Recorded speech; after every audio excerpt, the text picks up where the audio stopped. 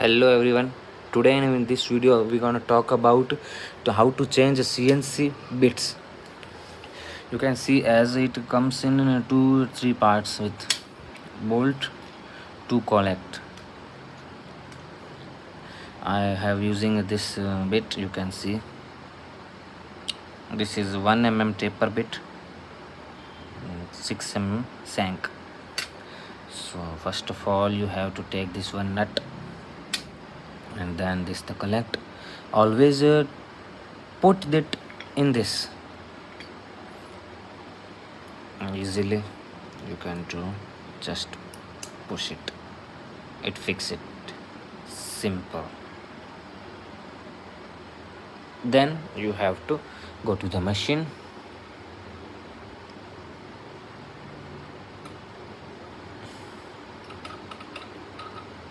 That's it.